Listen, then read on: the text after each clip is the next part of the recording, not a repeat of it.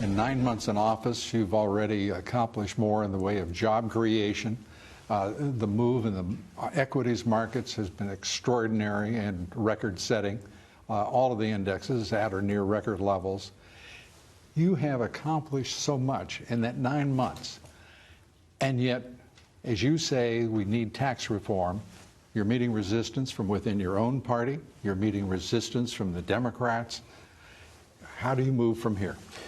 Well, I think we're going to get it. I think the senators are going to come together. I think the House is looking really good. You know, they're passing this bill along very rapidly. In fact, that's going to happen hopefully today. And I did make a couple of calls. I said, fellas, please, no changes. Just pass it along. We have to get tax cuts.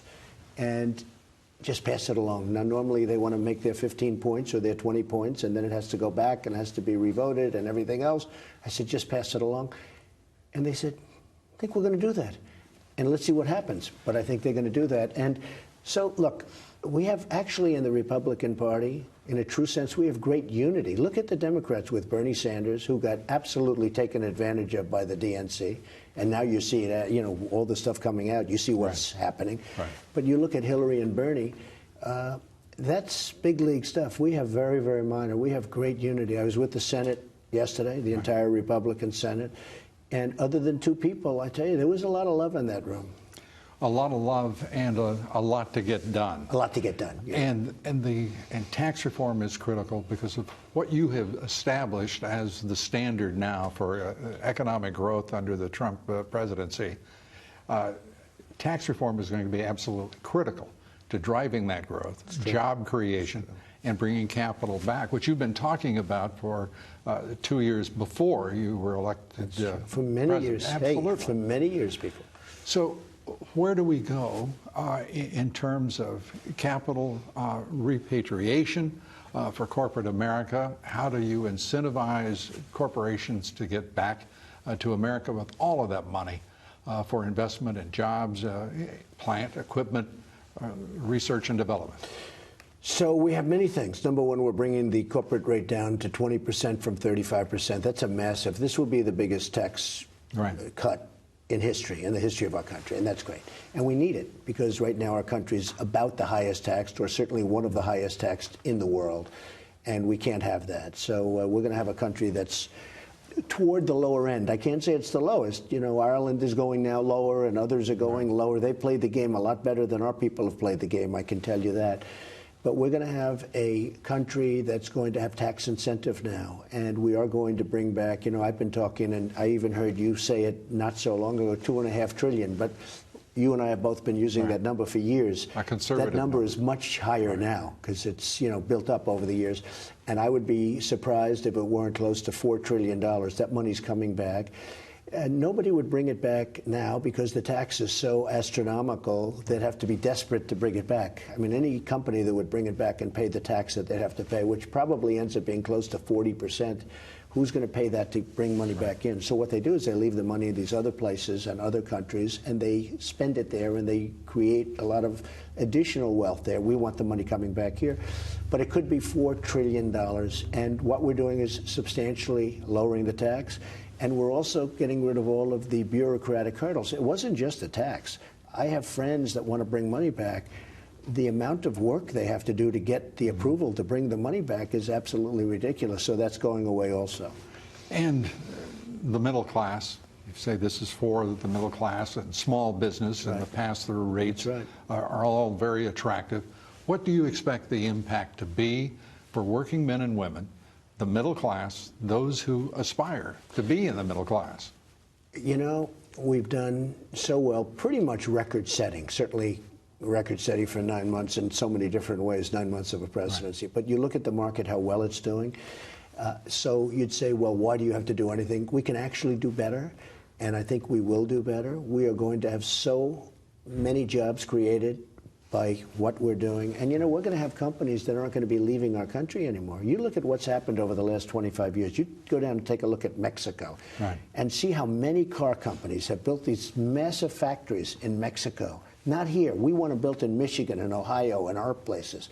And they just leave, and they fire everybody, and they go and open up plants. That's not going to be happening anymore. Plus, they're going to be penalized in many different ways if they do it. You're the first president to talk openly and honestly about offshoring of production, the outsourcing of jobs, millions of jobs It's terrible. that have begun under your administration to come back to the country. The idea that made in America, buy in America, hire in America, how likely is it that that can actually be realized with a business community that has fought those on the wrong side of those issues for a very long time? Well, you're right, and it's surprising to me. For instance, NAFTA is a horrible agreement, one of the worst trade deals ever. It's just one of the worst, although TPP, which I terminated before it got signed, before it got finished, someday, hopefully, people will be thanking. That would have been one of the great disasters of all times in terms of trade. Right. And a lot of people understand that, but a lot of people don't. But I was very honored to have just terminated that. And we'll do bilateral deals with all those countries. We'll do it great. And if they don't treat us properly, we'll do a termination, or we'll do whatever we want to do. These deals, once you get into them. How likely is it that there will be a resolution on NAFTA in these current negotiations? Okay, so I would say this. In order to have a resolution, because right now Mexico and Canada have such a great deal, it's so good that it's very hard for them to get used to the fact that it can't be that way anymore. And as you know, Mexico has an election coming up, and they have a number of people that are running, and they're very pro-Mexico, which is, in fact, they wear a hat, a green hat that says "Make Mexico Great Again." They call them the Donald Trump of politics. They have a couple of them, actually. And it's very hard. I said, you negotiate. I tell my people, I say, right now, it's going to be very hard. And in my opinion, in order to make a fair deal with NAFTA, you have to terminate the deal, and you have to see where you're going to come. And we'll come out.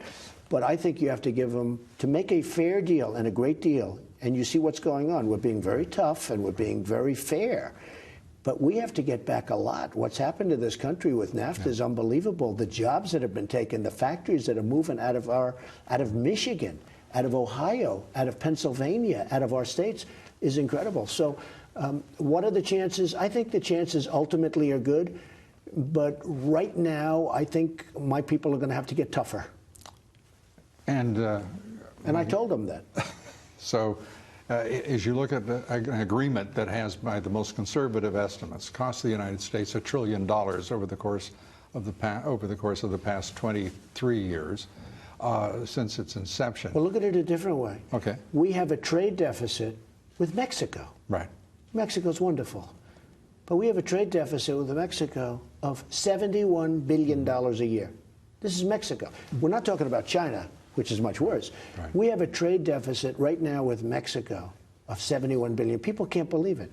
We have trade deficits. Well, we have trade deficits with almost everybody. But we're changing that. When you focus first on free trade, people, oh my gosh, he's talking like an isolationist, a protectionist. And then they started looking at the numbers to see that we are, amongst all of our trading partners, that this country is the only one who said, please take what you want. We don't have to have a mature, intelligent relationship with you. We don't have to have balanced trade. Every other major partner does precisely that. The WTO, World Trade Organization, was set up for the benefit of everybody but us. Right. They have taken advantage of this country like you wouldn't believe. And I said to my people, you tell them. Like, as an example, we lose all the lawsuits, almost all of the lawsuits in the WTO, within the WTO, because we have fewer judges than other countries. It's set up. You can't win. In other words, the panels are set up so that we don't have majorities. It was set up for the benefit of taking advantage of the United States. NAFTA, and I tell people, and I tell good people, they hear me, I'm going to be very tough with NAFTA, right. But they hear I'm getting tough with it. They say, oh, please don't touch it. And I say, listen, I'm going to make the deal better. Oh, don't touch it. I said, supposing I don't terminate it, but I make it better. Oh, don't touch it. And I say, why would they not want me to make it better? Even if, assuming you leave it the way it is, which we may or we may not. It depends how the negotiation turns out. We may not. But look, they don't even want you to touch it, even if you tell them we're going to make it better. Then you say to yourself, what's going on? And then you say, well, they must be on the other side of the deal, too. Mm-hmm. And they are. They have companies that have factories in Mexico. U.S. But I'm not interested in that. I'm interested here. The role of business in this country, critical, fundamental to the country's well-being and its future, to the creation of jobs.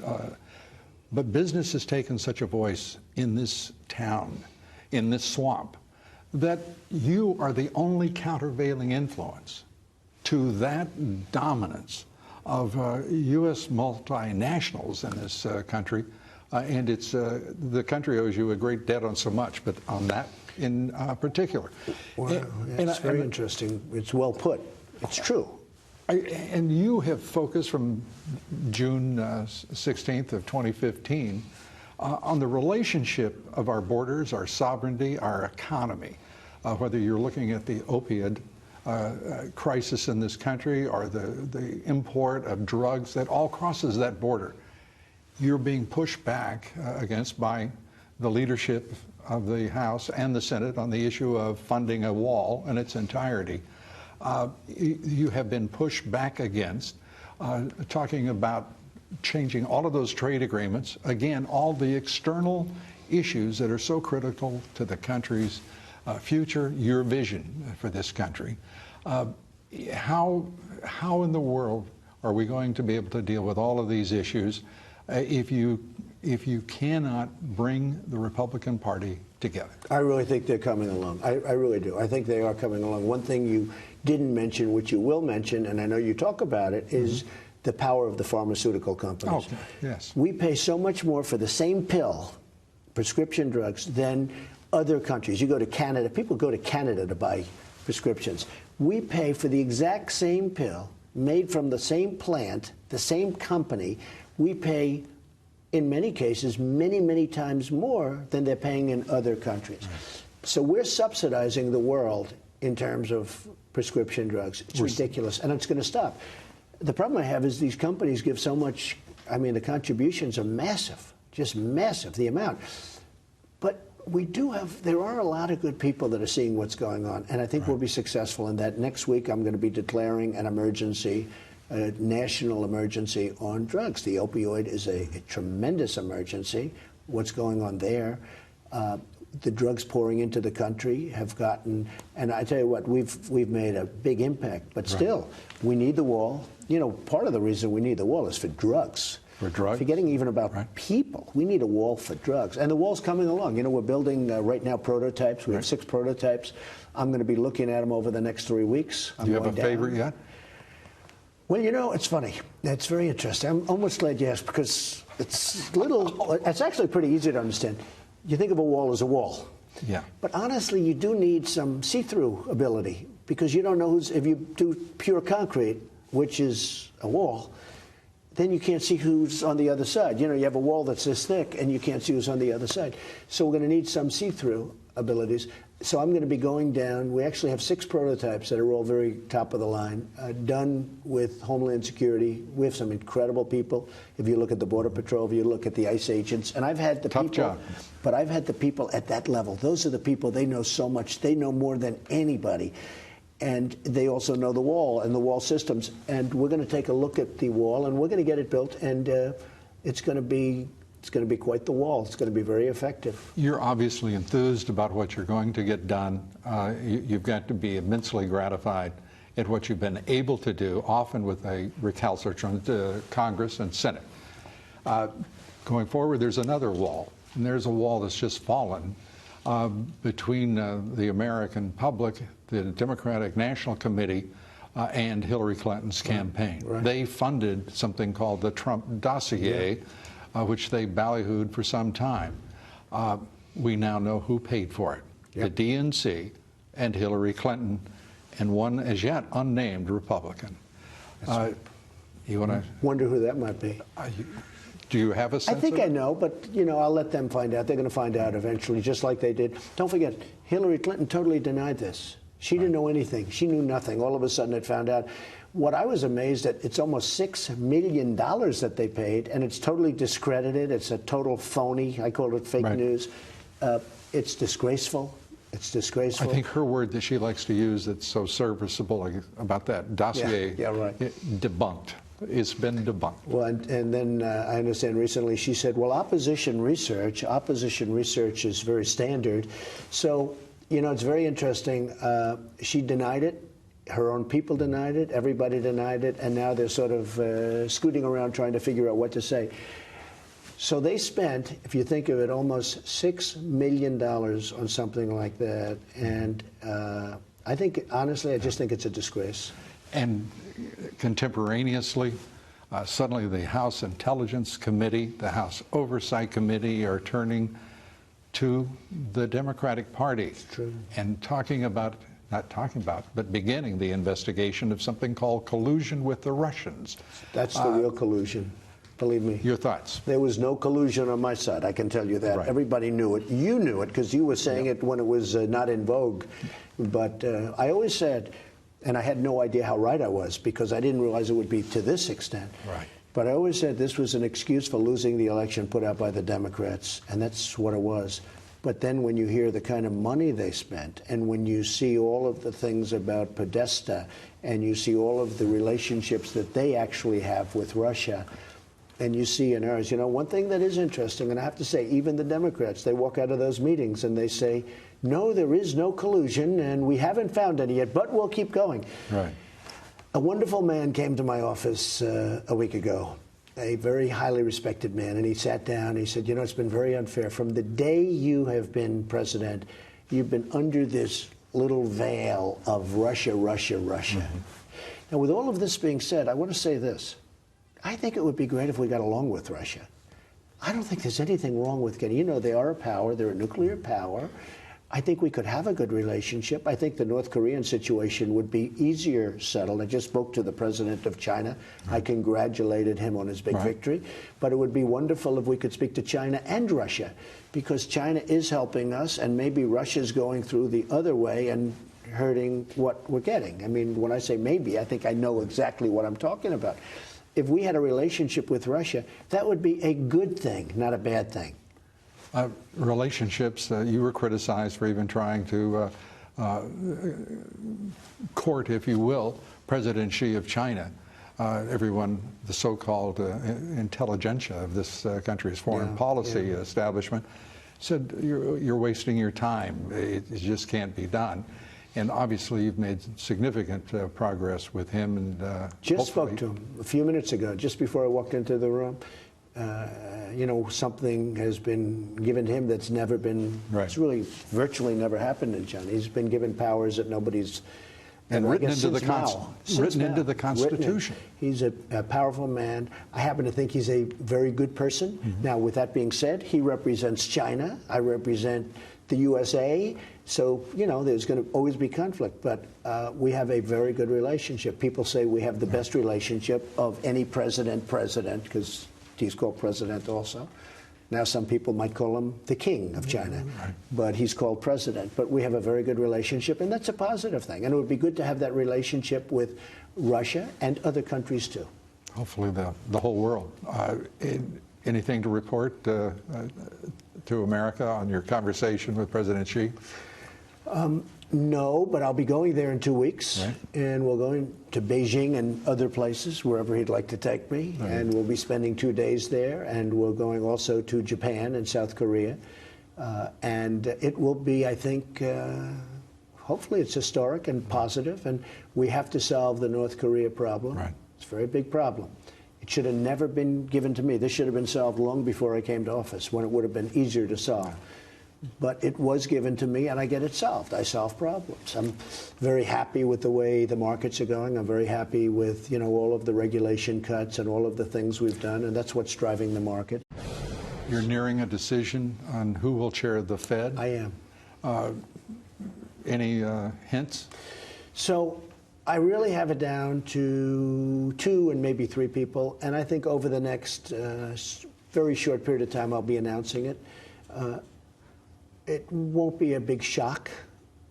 You know, it's sort of interesting the way it comes out. And you've been talking about the various people on your show, which I watch absolutely almost all the time, even if it means TiVo or whatever device you happen to be using at the time. We appreciate it. But no, your show is fantastic. So I'll be announcing this over the next pretty short period of time. All right. And do you have a preference out of curiosity? I do. And tell me who your preference is. I think may I constrain myself, Yes. because an But- ad hoc advisor to the president. No, but I'd love to hear it. You can even cut it out if you want. You don't have to. I would love to hear you. I only want that from people I respect. I personally believe that Janet Yellen might be worth keeping. I'll tell you what, she was in my office 3 days ago. She was very impressive. I like her a lot. I mean, it's somebody that I am thinking about. I would certainly think about it. In one way, I have to say... I haven't been utterly rejected. No. In one way, I have to say you like to make your own mark. Right. You understand that. Absolutely. You like to make your own mark, which is maybe one of the things she's got a little bit against her. But I think she's terrific. We had a great talk, and we're obviously doing very well together. You look at the markets. And I'm saying that, by the way, not being any fan of interest rate hikes by the Fed here, and as have been discussed since December of 2015. I have to ask you in conclusion, and I really appreciate your time, as does our audience. You came into this job fighting like hell, and you are fighting like hell every day. More than I thought. I came in, I said, I'm going to fight like hell. I didn't realize it's even more so than I thought. But that's the way it is, and that's good. And I've got to ask you, I mean, you're one of the most, I would say, by the left particularly, reviled, even hated men to ever hold your post. I would say so. You're also one of the most loved and respected. I would say that also. In history. And how does that feel? Where is Donald Trump today as you are just now beginning your presidency? So the one thing that I really thought, because I thought I was treated very unfairly by the press during the campaign. And when I won, I said, the good news is now they'll start treating me well. But they got much worse. Right. Lou, they put on stories on CNN and on NBC and CBS and ABC, and NBC being an offshoot also with the MSNBC, which is ridiculous. They put on stories that are so false. They have so-called sources that, in my opinion, don't exist. You know, they'll say, sources have said. They're sitting down, they make it up. It is so dishonest. It is so fake. And, you know, I have come up with some pretty good names for people. I think one of the best names is, you know, I've really started this whole fake news thing. Now, they've turned it around, and then now they're calling, you know, stories put out by Facebook fake, and they're fake. What could be more fake than CBS and NBC and ABC and CNN? When you look at some of these stories, and when you look at the amount of negative, I know when I do well and when I do badly. I know a good story from a bad story.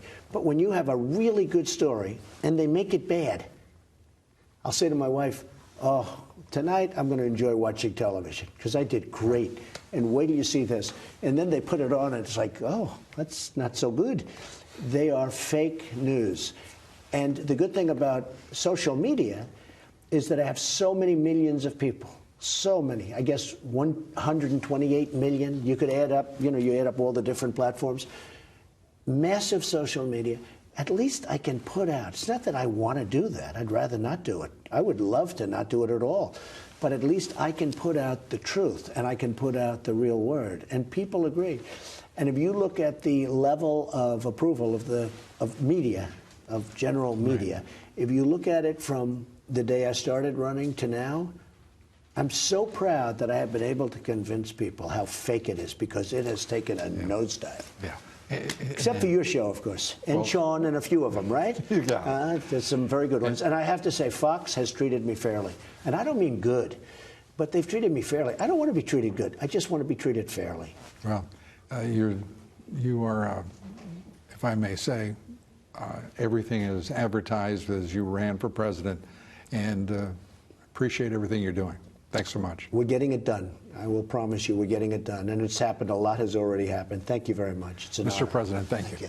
Thank you.